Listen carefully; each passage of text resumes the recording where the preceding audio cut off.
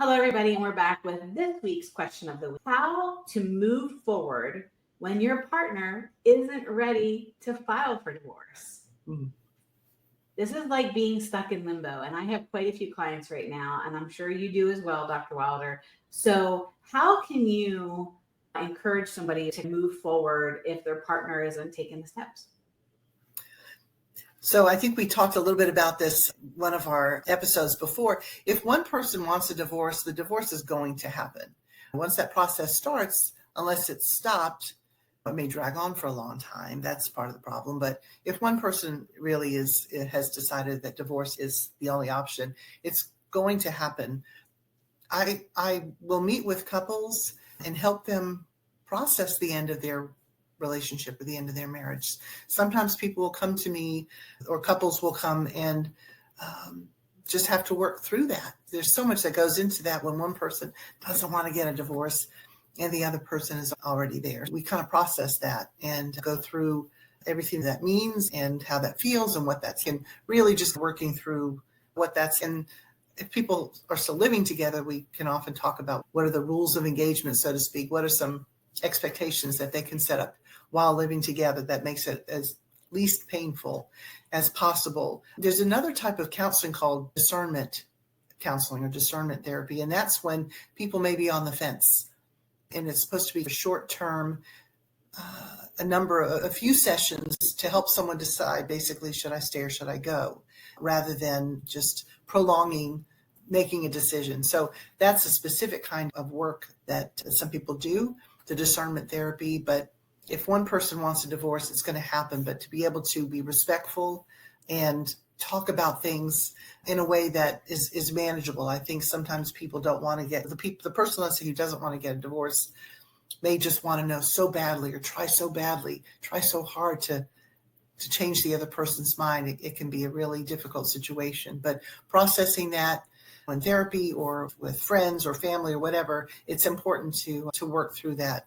That's a tough position to be in. The person who already wants a divorce has been thinking about this for a long time. And the other person sometimes is surprised, had no idea that the relationship had gotten to that point, or they just are in denial. And so that's part of that grieving process. So it certainly can be complicated, but I'm curious what your thoughts about that are. How would you manage that? And what do you anticipate or help them anticipate, your clients? What do you help them with? First of all, you don't need your partner's permission to want a different life. If this is not working, if there's no intimacy, if you can't communicate, if there's just constant tension and constant stress, you don't need anybody's permission. You just need clarity in what it is that you want moving forward, and you need to know how to move forward and stand firm in that truth. I have a lot of women that are on the fence. Yeah. You know, I think for a lot of them too, it's the security of leaving. It's the security of knowing what's next. It's the security of, can I financially do this? Or what's going to happen? Because they've been in a relationship, whether it's been 3 years, 5 years, 50 years, they've been in a normal for them. But and you're taking the step that, hey, listen, this is not good for me any longer. This is not emotionally healthy or physically healthy or mentally healthy, then you need to go from waiting for them to come around to the idea to just preparing for it. Mm-hmm. And the best thing that I can suggest is getting your hands on as much financial documents that you have, you having a clear picture of what it is that you have, knowing where all the assets are, having all the logins for all of your online accounts or statements, having a very good financial picture of your life, what your life has looked like. At some point, you're going to have to figure out and fill out the forms of what it's going to look like moving forward and what that's going to entail. But getting a hand on everything that you have, taxes, make copies of everything. Right now, if you file joint, where you have joint accounts, you have joint access to all that information. So gather as much of it as possible. And then consult with a divorce attorney. You and I both work with incredible divorce attorneys here in Georgia. If you're in Georgia and you're watching this and you need help, we can certainly put you in contact with somebody who can help you. It's great to get information and opinions of your friends, introduction to an attorney, or maybe something that they did in mediation. But remember, this is your situation is unique. And you and I, Deborah, are speakers at Second Saturday Divorce Workshops. They're the second Saturday of every month. So if you need some free advice to see what you're going to be facing, you can certainly utilize those as a resource as well. And then find somebody like myself or like Dr. Wilder and spend time working on you, spend time processing the emotions.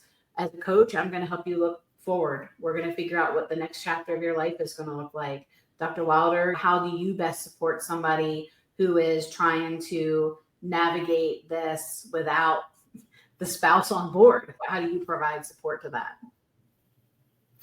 Very much like what you do. What's really helping people understand the situation, figure out what's, what their experience may be like going through it, help support them going through it, and then rebuilding, figuring out what the vision is for the future, for them, for their children, and ultimately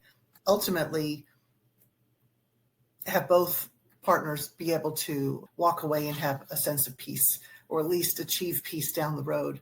So it is a process. And as you say, if something has gotten so painful, whether it's, as you were talking about, lack of intimacy or just all sorts of reasons, falling out of love, growing apart, it's extra tough when you have minor children. That adds a whole other layer there. But supporting someone and living a quality life without hopefully ruining someone else's life in the process, which is a challenge in and of itself when people go through divorce. It's hard to do that. But as you're saying before, to support people, to become educated, to meet with attorneys, or to, as one of your certainly areas of expertise, that is not mine, it's the financial part. You are a rock star there. So that's something that you can help people prepare for as well. But really just understanding how you came to be at this place. Is there anything you can do about it? That's a question I always ask as well. Is there anything you can do about it? Have you tried? And if not, then you figure out the next steps, just as you were saying a moment ago. And I also think, too, you have to get in the mindset of you can't continue to try to convince somebody.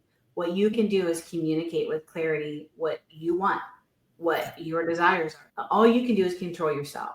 So making sure you set your boundaries around what it is, and honestly prepare for resistance. What's going to happen? You obviously are seeing it. And majority of the time that I see it when it happens with couples, you start talking money and then everything changes.